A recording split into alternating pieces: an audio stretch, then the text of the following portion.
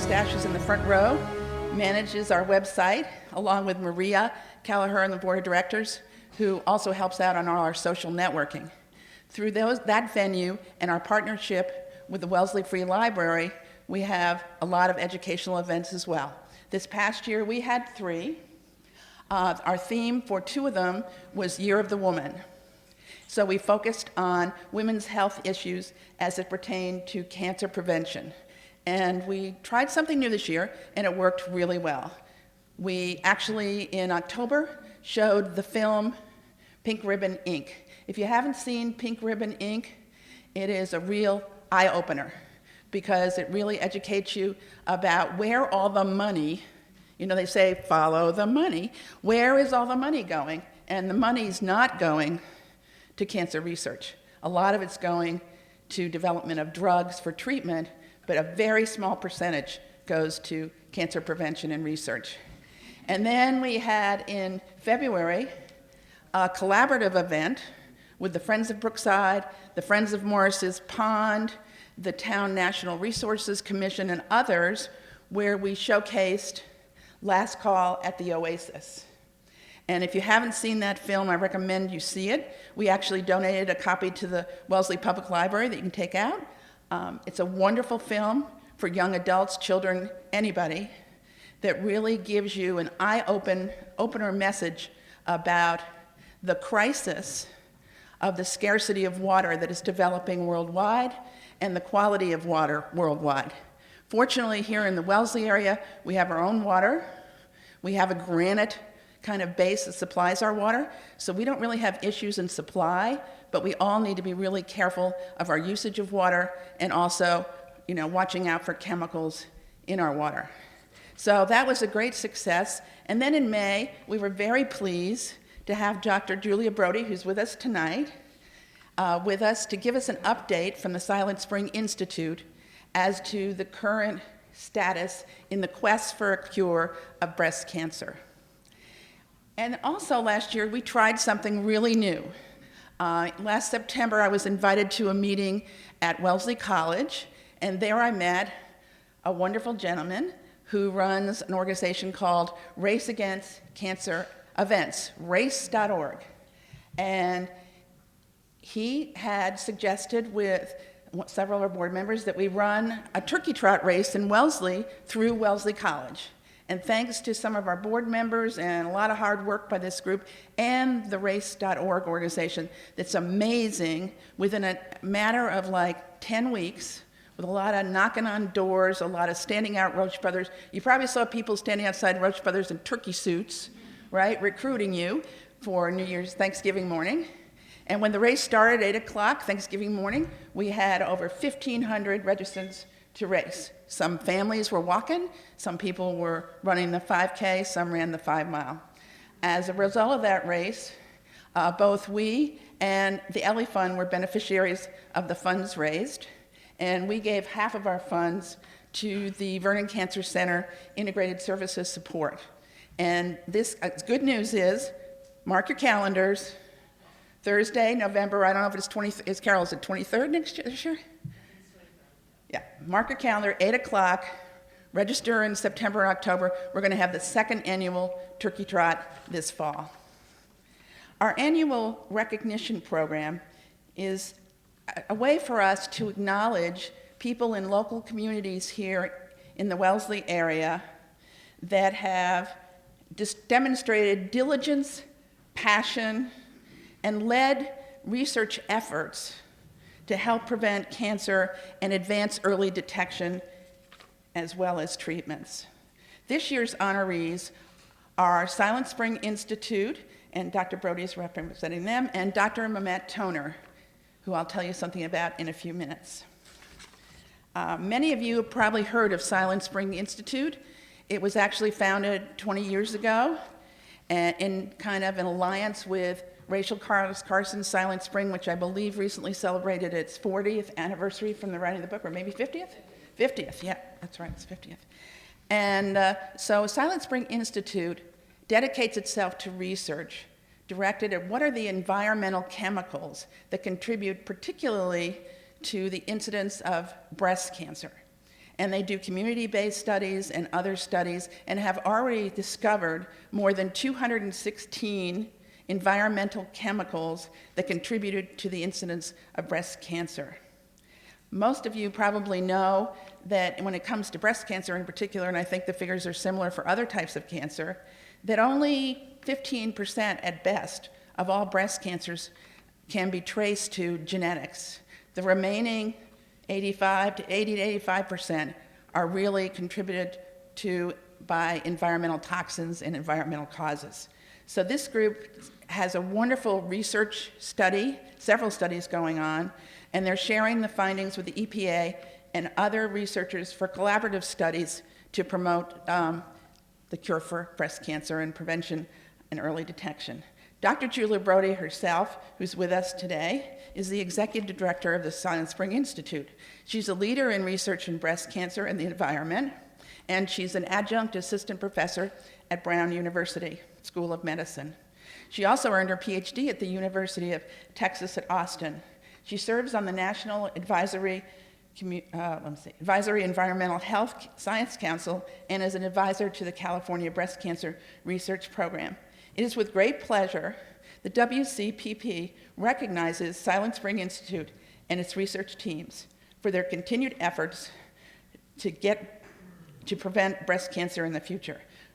Would you join me in welcoming Dr. Julia Brody to the podium?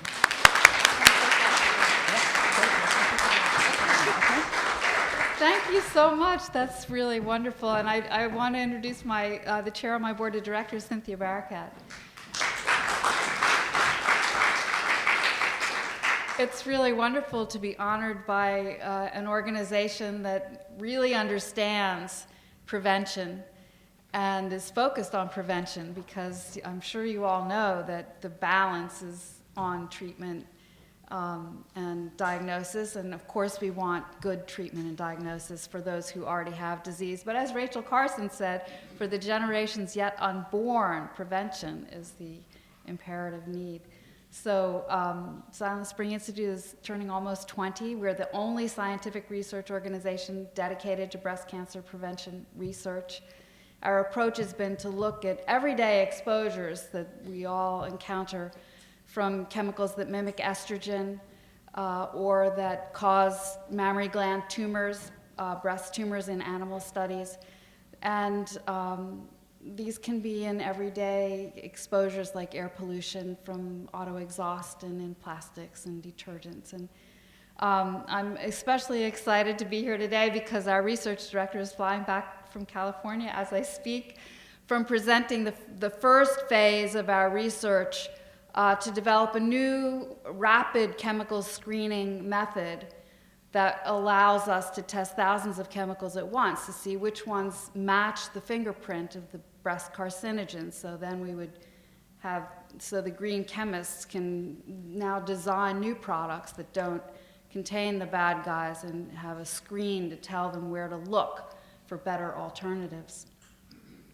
I think we've all had a heightened awareness the past few days from Angelina Jolie's courageous discussion of her own choices faced with the high-risk gene herself, which, as you heard, only 5 or 10% of women have high-risk genes for breast cancer.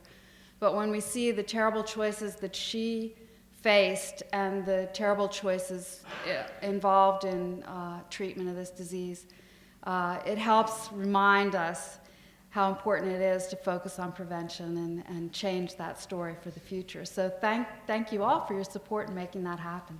Now I'd like to spend a few moments acknowledging our other honoree who I've gotten to know in the last few months, a wonderful gentleman by the name of Dr. Mehmet Toner.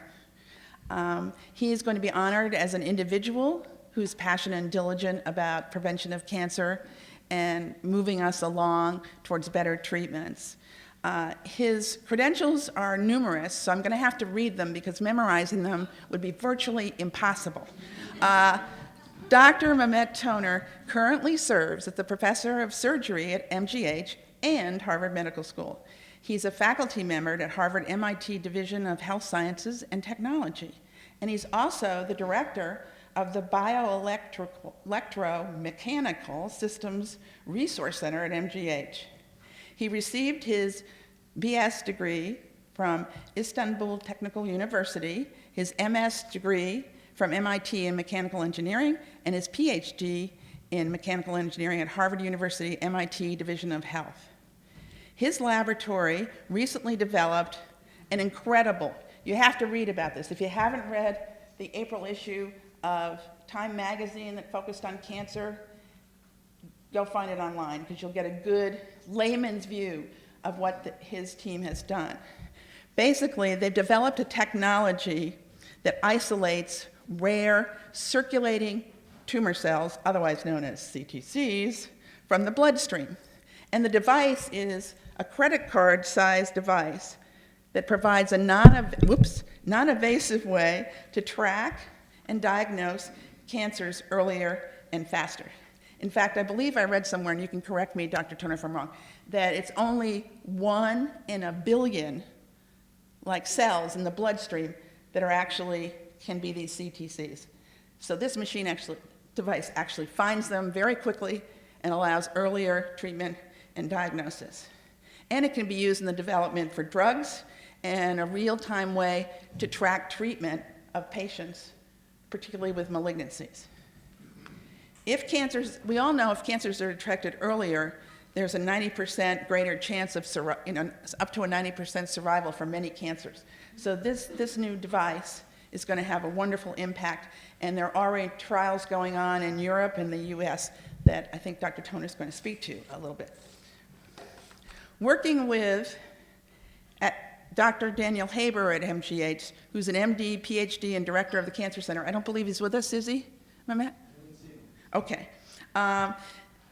They have also formed an affiliation with a group you might have heard of called Stand Up to Cancer. And the Stand Up to Cancer organization was founded by some very dedicated, assertive ladies in Hollywood, producers, actors, that are putting their money where their mouth is, and they're making doctors across the country be very accountable for results and collaboration in order to receive their funding. So they've received some funding from them. In addition, they have some funding for the National Institute of Health and a research division of Johnson & Johnson. When Dr. Toner and I met the second time, I kind of asked him a few personal questions.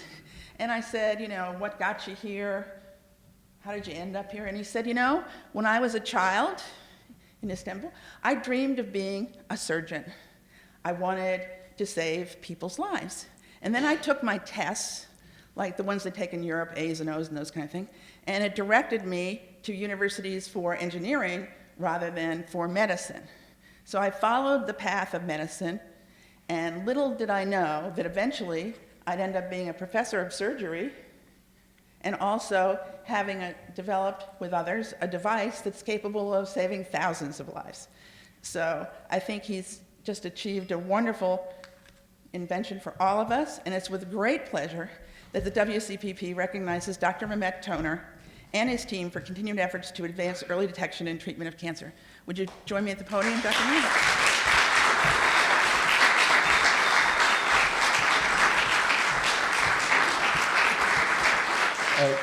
The war against cancer is a big one. We started with Nixon. It's been decades. We are fighting. The progress is tremendous. And at the elitist institutions like my institution at Mass General and Harvard, we think about what's the next 20, 30 years, but the real battle happens here. It's really where you all are fighting day to day and advocate for cancer and cancer research. So I'm humbled, I'm privileged, I'm very touched with this honor. And the fact that so many years ago, I wanted to be a surgeon. I want to touch lives. And what Linda left out very kindly is that I actually didn't get into medical schools because I was not a very good student. My grades didn't make me eligible for medical schools, nor School of Space Science, nor School of Electrical Engineering. I ended up in mechanical engineering. It was really not a choice.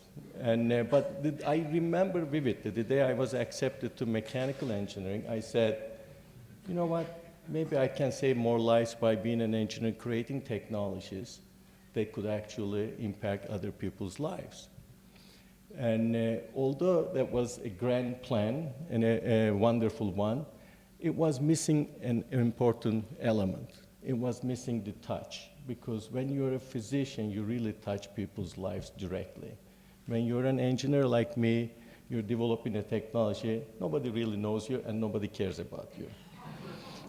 But this changes that, so I'm really grateful for the wonderful recognition and thankful for that. And I really mean it. It's a special honor for me. And it's also, oh, it's right here. And that's short memory for scientists. And it's beautiful, and Linda told me it was beautiful. Thank you, Linda. Thank you, Carol, for putting my name through for this nomination, and thank you to the board of directors for recognizing my work. It's a wonderful privilege. What we have done is, I met this gentleman who was the chancellor of Berkeley. This was 30 years ago. He was the advisor of my advisor at MIT. He came to MIT, he said, Mehmet, let's have a lunch. We had lunch. His name is Joe Tien, and a very famous scientist at the time. He passed away. And Dr. Tien said, Mehmet, whatever you do, go to extreme. You will discover things. And that was an amazing advice to me, and one that I still carry with me. And going to an extreme, we are looking really for what we call black swan. The very rare, improbable event that makes a big difference. Finding one cell in a billion. If you take this much blood, I mean the amount that you have here, not the whole bottle, there are about 200 billion cells in that blood. That's a lot of cells. If you were to look at every single one of that cell, and you take 1 second and you say, is this a blood cell? No. Is the blood cell? Yes. Is it a tumor cell? And then you find the tumor cell, you put it here. You know how long it will take you to look at those cells? I need one guess. 6,880 years. I couldn't get this award if it worked that slow. So I had to figure out something a little bit faster. And what we developed is a technology that could take blood. It's like, it's a microchip. Uses the same principles of integrated technologies that we use for the computers. Instead of processing information, it processes blood. Blood goes through it, and it interrogates. We interrogate 10 million cells every second. So as this goes through, we can find those blood, tumor cells in the blood. And the first person, we always go back to Australia. The first person who realized this was an Australian resident, young guy with the name of Dr. Ashworth, in a year that was 12 years before the foundation of this Dana Hall School, 1869. So since 1869, we knew the blood, the cancer will disseminate metastase from the blood, and 9 out of 10 deaths, except brain cancer and few others, kill people not because of the primary tumor, but because it spreads. But we couldn't find these cells. They were so elusive, they were so difficult to find. So that's why the technology we developed is so disruptive, because we can find this in a non-invasive way in the blood, so that you can early detect, monitor, see if they have certain mutations, give the right drug to the right patient at the right dose at the right time. They are not responding, change their treatment. So I'm very privileged that I was, as a mechanical engineer, finally I became a professor of surgery at Harvard Medical School. Good that Americans don't know what they are doing. And and there is no way I could have been a professor of surgery in Turkey. I had to move here to get that title. And they still don't know. My mom at this point thinks I'm a surgeon. And, but it's okay. I do operate once in a while. And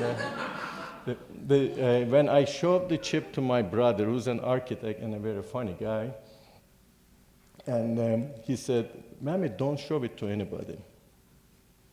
I said, how come? He said, it's so simple, it's embarrassing. So I brought it with me with all the reluctance. I want to show it to you, and then I'm going to run away. This is the chip that we developed. To get to this point, it was a teamwork. Dr. Daniel Haber was certainly one of the primary investigators working with me. Dr. Ron Tompkins, who's a wonderful colleague and a friend, who's done a lot of the clinical vision, and Dr. Ravi Kapoor, who brought it into a level where it is made into plastic. The features in this chip, you can't see it unless you have an eagle eye, and it doesn't look impressive because it's just a plastic toy. Even your kids wouldn't want to play with it. But the features in this is about its nanotechnology, is 100 the thickness of your hair, and it's replicated tens of thousands of times, so that as the blood goes through this, we can find those little nasty tumor cells based on their biophysical and chemical properties and sort them. And we do that at 10 million cells per second. So it doesn't look impressive, but I hope what it does is impressive. I'm very, very privileged, honored, and to be here. Thank you so much, Linda, for the opportunity. Thank you so much. I would be very remiss if I didn't thank some of the local partners we have in the town of Wellesley who have supported this event. So as we get up to celebrate a little more our two awardees, I would like to thank Dana Hall, first of all, for donating the use of this facility for us today, as well as Twig, our newest florist in town, who did lovely arrangements with the birds from Silent Spring, and Roach Brothers, and Linden Sandwich Shop, who made some nice goodies, nice healthy wraps, and Newton Lower Falls Wine Company for helping us out with some a touch of wine, not too much, for cancer prevention. And also, I'd like to thank Tom Duran and Friends Music for their support. Thank you all for coming, and have fun.